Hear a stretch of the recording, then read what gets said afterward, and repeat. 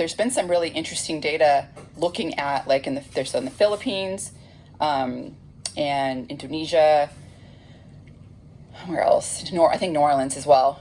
They've looked at patients that have died and their vitamin D levels, and basically like in the Philippines, people that for like every standard deviation increase in vitamin D levels, serum vitamin D levels, the people had like an 8% or were 8 times less likely to have a severe form of COVID-19, and they were 20 times less likely to have critical form of COVID-19. Whoa.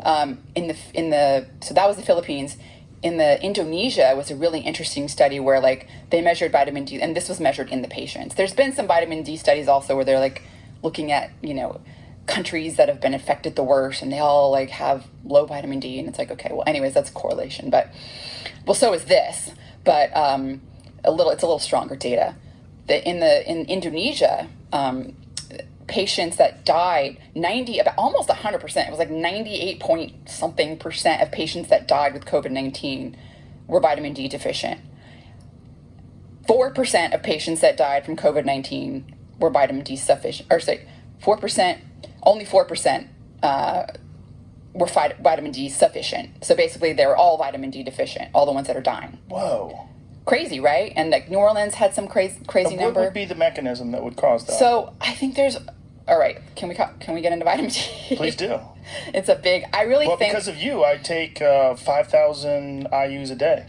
Awesome. Right now I'm taking 5,000 IUs a day. 70% of the U.S. population has insufficient vitamin D levels, which is considered less than, blood levels less than 30 nanograms per milliliter.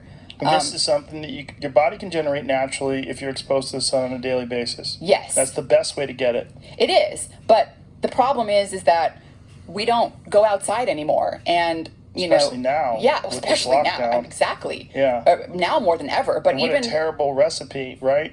Vitamin D deficiency is what makes it worse, and then you're staying inside, so you're not getting any vitamin D. Yeah, you're becoming even more deficient, Yeah. Like somewhere like 28% of the U.S. population is actually deficient, like less than 20 nanograms per mil. Like that's defined deficiency.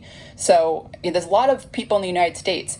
As you mentioned, you make it from the sun, so particularly UVB radiation. There's a reason why I want to talk about this. You make it from UVB radiation exposure. Basically, it's made in the skin. And but there's certain times of the year, depending on where you live, in a more northern latitude, where that UVB isn't even hitting the atmosphere, so you're not making vitamin D. Also, if you have darker skin, melanin protects you. Like the whole, people with darker skin, people from maybe Africa or India or South Asia, they're more equatorial regions. They're closer to the equator, and there's more UVB radiation throughout the year. And so as a protective mechanism to not get burned, you have melanin, which protects you, right? The problem is that melanin also blocks your ability to produce vitamin D. But if you're out in the sun all the time, in a place where you're getting UVB radiation, it's not a problem. Well, this is the very reason why people in places like Scotland and England have such pale skin. Exactly. Because it's cloudy all the time, so your body sort of develops its own ability to absorb more vitamin D. Exactly. So what happens when you take what happens when you take a person from South Asia, from India, from Africa, and you put them in Sweden or in Minnesota or in the UK?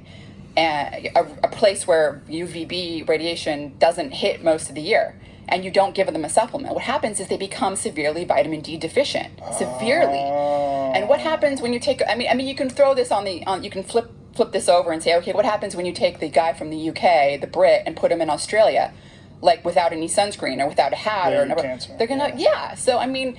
Do you think that this could be a factor in why so many African Americans are getting hit so hard? Yes. So here's the thing. So African Americans there's lots of, all right. African Americans are in the United States, there's been studies, African Americans are severely deficient. They're 28 times more deficient in vitamin D than Caucasians. Whoa. Yeah, and it's because they have darker skin, and and they're not getting enough sun. They're not getting enough sun because people stay inside